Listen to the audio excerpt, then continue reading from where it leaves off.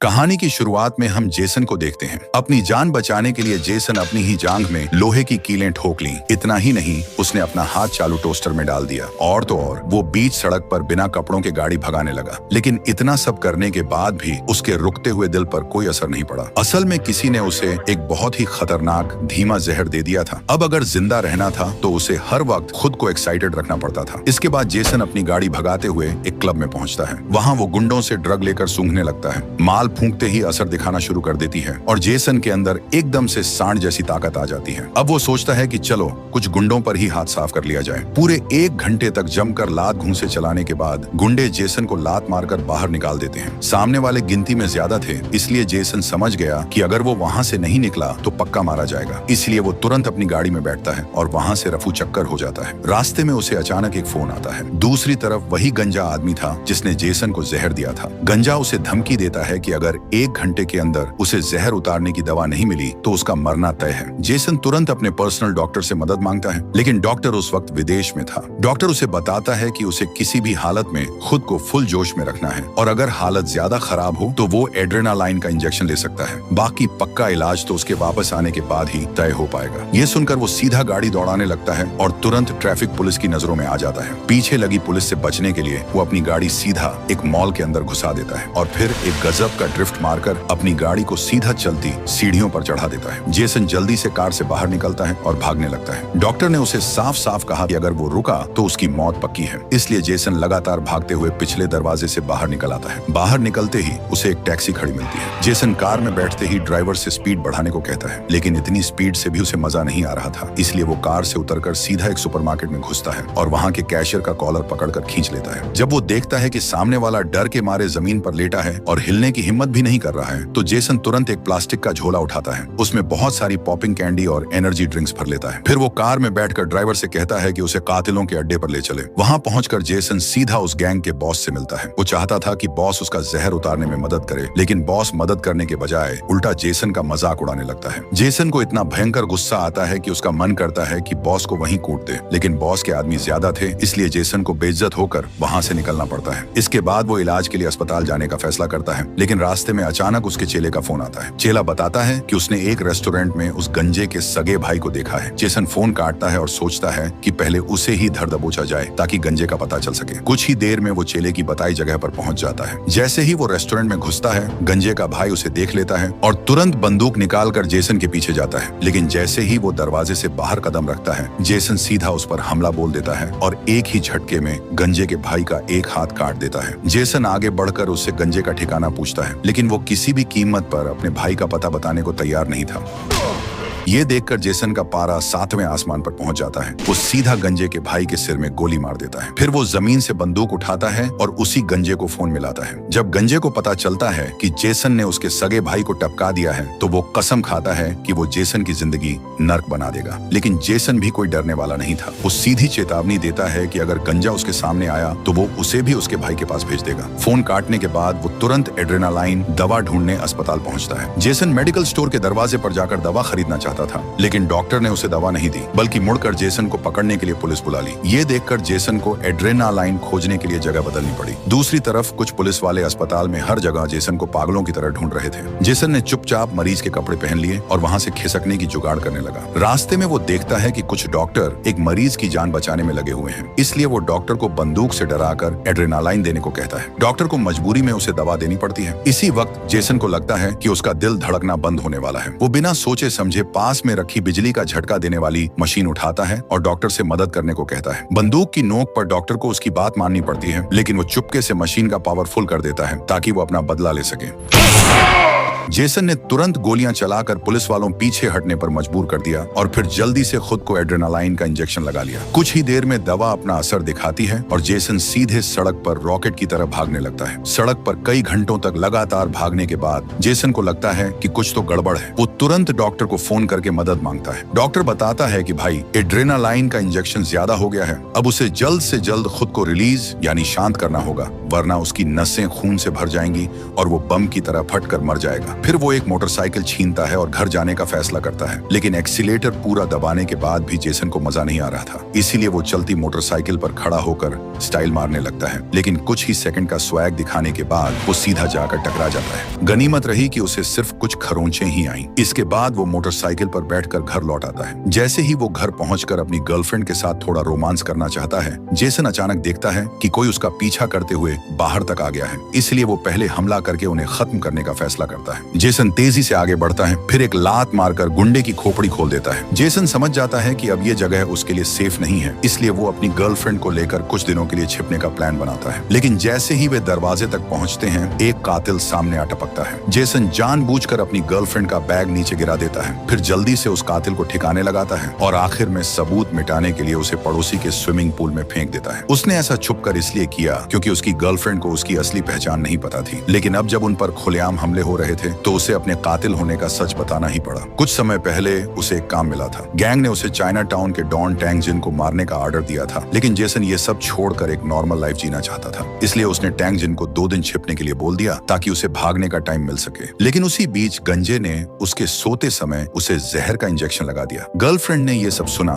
लेकिन उसे बिल्कुल यकीन नहीं हुआ। उसे लगा कि जेसन ब्रेकअप करने के लिए ये सब झूठी कहानी बना रहा है। लेकिन जब वे बहस कर रहे थे, जेसन के शरीर में जहर का असर अचानक शुरू हो गया। वो दर्द से घुटनों के बल बैठ गया और अपनी गर्लफ्रेंड से जहर को शांत करने में मदद की भीख मांगने लगा। इसके बाद दोनों ने सबके सामने ही अपना रोमांस चालू कर दिया। जब आसपास के लोग मजे से उनका तमाशा देख रहे थे, तभी जेसन को अचानक अपने चेले का फोन आया। चेले ने बताया कि उसने गंजे को ढूंढ निकाला है। जेसन एकदम खुश हो गया और तुरंत अपने चेले से मिलने निकल पड़ा। लेकिन वहां पहुंचने पर उसे पता चला कि वो तो एक जाल था और उसके बेचारे चेले को तड़पा तड़पा कर मार डाला गया था। जब जेसन को समझ नहीं आ रहा था कि क्या करे, तभी उसकी गर्लफ्रेंड अचानक वहां आ गई। जेसन ने मौका देखकर दोनों को वहीं निपटा दिया, फिर चेले के पीछे छुपकर खुद को बचाया और वहां से फरार हो गया। दोनों कार में बैठे और उसने पूरा एक्सीलेटर दबा दिया। अब जाकर गर्लफ्रेंड को यकीन हुआ कि उसका बॉयफ्रेंड वाकई एक खतरनाक कातिल है। दुश्मन पीछे पड़े हुए थे और बहुत तेजी से उनका पीछा कर रहे थे। ये देखकर गर्लफ्रेंड तुरंत अपना सिर नीचे करती है और उसे जिंदा रखने के लिए उसकी मदद करने लगती है। इससे जेसन के अंदर एक गजब की एनर्जी आ जाती है और वो सीधा एक ही गोली से सामने वाले को उड़ा देता है। लेकिन इस वक्त तक जेसन का शरीर सुन्न पड़ना शुरू हो गया था। हालांकि उसने अपने पैरों में स्टील की कीलें ठोक ली थी, लेकिन फिर भी उसे रत्ती भर भी दर्द महसूस नहीं हो रहा था। अच्छी बात यह थी कि उसका पर्सनल डॉक्टर विदेश से वापस आ चुका था, इसलिए वो तुरंत डॉक्टर के पास जहर उतरवाने के लिए गया। डॉक्टर ने दवा देकर कुछ वक्त के लिए तो उसकी जान बचा ली, लेकिन ये जुगाड़ सिर्फ कुछ दिन ही चल सकता था। उसे अपनी जान बचाने के लिए वो एंटीडोट खाना ही पड़ेगा। इसलिए उसने तुरंत गंजे को फोन करके मिलने का टाइम फिक्स किया और गंजा भी अपने मरे हुए भाई का बदला लेना चाहता था। दोनों ने 1 घंटे बाद मिलने का फैसला किया। इसके बाद जेसन अकेला ही उस अड्डे पर पहुंचा। दरवाजे से अंदर घुसते ही सामने खड़े गुंडों ने उसके हथियार छीन लिए। जेसन ने देखा कि उसके अपने ही गैंग का बॉस भी वहां बैठा हुआ है। असल में बॉस को पहले ही भनक लग गई थी कि जेसन ने टैंग जिन को नहीं मारा है, इसीलिए उसने ही गंजे से जेसन को जहर दिलवाया था। बॉस ने जेसन को एकदम फिट देखकर धमकी दी कि वो उसे एक और इंजेक्शन ठोक देगा। ये देखकर जेसन का दिमाग सटक गया और उसने सीधा अपना हाथ गंजे की तरफ कर दिया। तभी गोलियों की आवाज आई और एक चेला तुरंत मारा गया। इससे गंजे के पैर डर के मारे कांपने लगे। असल में जेसन ने वहां आने से पहले ही टैंग जिन को अपनी मदद के लिए बुला लिया था और अब दोनों तरफ से बिना कुछ बोले ही दे दनादन गोलियां चलनी शुरू हो गईं। तभी अचानक कहीं से एक बम उड़ता हुआ आया। बॉस बहुत चालू था। उसने बचने के लिए जल्दी से अपने एक चेले को खींचकर अपने आगे कर लिया और अगले ही पल एक भयंकर धमाका हुआ। धमाके के बाद बॉस उठा और उसने देखा कि वो अभी भी जिंदा है। वो अपनी जान बचाने के लिए तुरंत वहां से भाग खड़ा हुआ, लेकिन जेसन उसे इतनी आसानी से थोड़े ही छोड़ने वाला था। बॉस जैसे ही हेलीकॉप्टर में भागने की तैयारी कर रहा था, जेसन ने उसे दबोच लिया और उससे एंटीडोट मांगने लगा। लेकिन तभी गंजे ने अचानक पीछे से धोखे से हमला कर दिया और उसे जहर का एक और इंजेक्शन लगा दिया। इस बार जेसन का पूरा खेल ही खत्म हो गया। उसे बहुत ज्यादा कमजोरी लगने लगी और वो जमीन पर गिर पड़ा। गंजे ने मौका पाकर उसके हाथ से बंदूक छीन ली और बिना सोचे समझे बॉस को ही गोलियों से भून डाला। फिर उसने पायलट को डराकर कहा कि उसे तुरंत वहां से उड़ा ले चले। जेसन इस नीच इंसान को ऐसे कैसे भागने देता। उसने गंजे को पकड़ लिया, उसका हथियार दूर फेंक दिया और दोनों इसी तरह हवा में ही काफी देर तक एक दूसरे से भिड़ते रहे। आखिर में जेसन ने गंजे को पकड़ा और सीधा उड़ते हुए हेलीकॉप्टर से नीचे छलांग लगा दी। इस बार वो गंजे के साथ ही मरना चाहता था। दोनों हवा में बहुत तेजी से नीचे गिर रहे थे। जेसन ने अपनी पूरी ताकत लगाई और हवा में ही गंजे का गला घोंटकर उसे मार डाला। अपना बदला पूरा करने के बाद उसने अपनी गर्लफ्रेंड को फोन लगाकर आखिरी अलविदा कहा। अंत में उसने अपनी दोनों बाहें फैला दी और मौत को गले लगाने के लिए एकदम तैयार हो गया। इधर जेसन की अभी पूरी तरह से सांस भी नहीं टूटी थी कि अचानक एक वैन आकर उसके पास रुकी। कुछ लोग उतरे और उसे तेजी से घसीट कर ले गए। फिर उसे बिहार के अस्पताल में ले गए। जेसन अभी खुश हो ही रहा था कि चलो मैं फिर से जिंदा बच जाऊंगा, लेकिन डॉक्टर ने तो कसाईगिरी कर दी। उसने न केवल जेसन का असली दिल निकाल लिया, बल्कि उसकी जगह स्टेनलेस स्टील का मशीनी दिल फिट कर दिया। पूरे 3 दिन कोमा में पड़े रहने के बाद जेसन आखिरकार जागा। तभी 2 डॉक्टर अचानक अंदर आए और आपस में उसके बाकी सन तुरंत आगे बढ़ा और उससे अपने दिल के बारे में पूछताछ शुरू कर दी। लेकिन वो आदमी इतना ढीठ था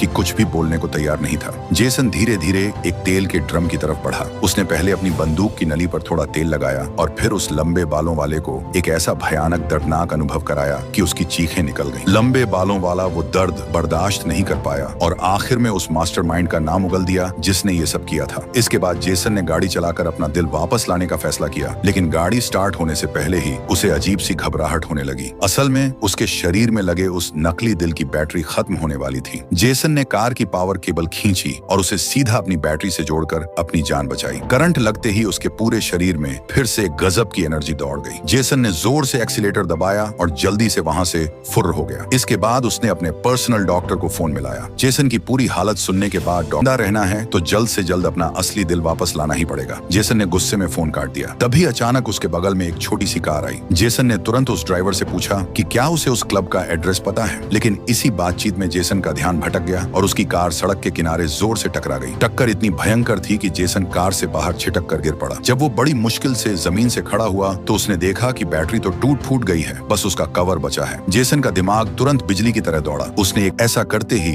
एक बहुत ही तगड़ा करंट सीधा जेसन के दिल में दौड़ गया और अगले ही पल जेसन को लगा जैसे उसके अंदर 100 हाथियों की ताकत आ गई हो। इसी भयंकर एनर्जी के साथ वो सीधे शहर के एक कोने से दौड़ लगाना शुरू करता है और दूसरे कोने तक पहुंच जाता है। आखिरकार उसे वो क्लब मिल ही जाता है जिसके बारे में लंबे बालों वाले ने बताया था। जैसे ही वो क्लब के अंदर घुसता है उसकी नजर स्टेज पर पड़ती है। वहाँ उसकी गर्लफ्रेंड खड़ी थी। जेसन ने तुरंत अपनी जैकेट उतारकर अपनी गर्लफ्रेंड को पहना दी। दोनों एक दूसरे को एकदम प्यार भरी नजर थोड़ा स्टाइल मार लिया जाए, लेकिन अगले ही पल उसकी जान जाते जाते बचती है। जेसन को दर्द वर्द की कोई परवाह नहीं थी। उसके दिमाग में बस एक ही धुन सवार थी, अपना धड़कता हुआ दिल वापस पाना। रास्ते में वो देखता है कि एक आदमी शॉक कॉलर यानी करंट वाले पट्टे से अपने कुत्ते को ट्रेनिंग दे रहा है। जेसन बिना एक पल सोचे सीधा उस आदमी के पास पहुंचता है। वो झट से कुत्ते के गले से वो ट्रेनिंग वाला पट्टा उतारता है और उसे अपने ही गले में पहन लेता है। फिर वो उस कुत्ते के मालिक से कहता है कि भाई मुझे करंट का झटका दे। कुत्ते का मालिक बेचारा कुछ समझ ही नहीं पाता कि ये पागल आदमी क्या बोल रहा है, लेकिन जेसन के डर से उसे ये अजीब काम करना ही पड़ता है। कुत्ता भी बगल में खड़ा बड़ा हैरान होकर जेसन को देख रहा होता है, जैसे सोच रहा हो कि ये इंसान मेरा कोई दूर का रिश्तेदार तो नहीं। अचानक एक पुलिस वाला जेसन का पीछा करते हुए वहां आ पहुंचता है, लेकिन वो कुत्ता तुरंत उस पुलिस वाले पर छलांग लगा देता है और उसे जमीन पर गिरा देता है, मानो वो अपने इस नए इंसान दोस्त को भागने का पूरा टाइम दे रहा हो। जब कुछ पुलिस वालों ने उसे चारों तरफ से घेर लिया कि भाई इमरजेंसी के टाइम में तुम रगड़ खाकर यानी घर्षण से भी अपनी बैटरी चार्ज कर सकते हो। ये सुनते ही जेसन पागलों की तरह रास्ते में चल रहे लोगों से खुद को रगड़ने लगता है। जेसन की इस हरकत से एक आदमी तो बहुत ही बुरी तरह डर जाता है। वो कोई सैंडविच बॉय नहीं बनना चाहता था, इसलिए वो तुरंत जेसन को धक्का देकर खुद से दूर कर देता है। जेसन बेचारा निराश होकर अब अपना निशाना एक बूढ़ी औरत को बनाता है। वहाँ खड़ा सिक्योरिटी गार्ड ये सब तमाशा देख लेता है और जेसन को पकड़ने के लिए दौड़ पड़ता है। अच्छी बात यह हुई कि ऐन उसी वक्त जेसन की गर्लफ्रेंड वहाँ पहुंच जाती है और उसे गार्ड से बचा लेती है। अचानक जेसन की नजर जॉनी पर पड़ती है, जिसके हाथ में जेसन के दिल वाला बॉक्स था। जेसन दौड़कर उसे पकड़ना चाहता है, लेकिन उसका शरीर अब पूरी तरह से जवाब दे रहा था। अब उसे अपने दिल को चालू रखने के लिए कैसे भी करके घर्षण यानी रगड़ की जरूरत थी। गर क्या था, दोनों वहीं रेसकोर्स के मैदान में ही अपना एक अलग एक्सट्रीम रोमांस शुरू कर देते हैं। वहां मौजूद दर्शकों को तो लगता है कि उनका यहाँ आना बेकार नहीं गया, यहाँ तक कि जॉनी भी ये सब देखते देखते वहां से भागना ही भूल जाता है। जेसन अचानक दर्शकों की भीड़ के बीच जॉनी को देख लेता है। वो तुरंत खड़ा होता है और जॉनी के पीछे दौड़ लगा देता है। जॉनी जान बचाकर भागता है और जैसे ही एक छोटी सी गो कार्ट वाली गाड़ी में बैठता है, जेसन एक लंबी छलांग मारता है और सीधा गाड़ी की छत पर जाकर गिरता है। वो हाथ बढ़ाकर बॉक्स छीनना ही चाहता है कि तो गया सो हो गया। अब सच्चाई को मान ले कि अगले ही पल थोड़ी ही देर में जेसन ने टैंक जिन के सारे आदमियों को मौत के घाट उतार दिया। फिर वो बड़ी मुश्किल से दर्द सहता हुआ कार से नीचे उतरता है। तभी उसकी नजर सड़क किनारे लगे एक बड़े से हाई वोल्टेज बिजली के बक्से पर पड़ती है। जेसन सोचता है कि चलो अब आर पार का एक आखिरी दांव खेल ही लिया जाए। बिजली का इतना भयानक करंट लगते ही वो एकदम अपनी फुल फॉर्म में वापस लौट आता है। करंट से चार्ज होकर वो उठता है और अपना दिल वापस लाने के लिए जॉनी के पीछे निकल पड़ता है। अभी गोलियों की बारिश शुरू कर देता है, लेकिन किस्मत खराब, जॉनी को एक भी गोली नहीं लगती।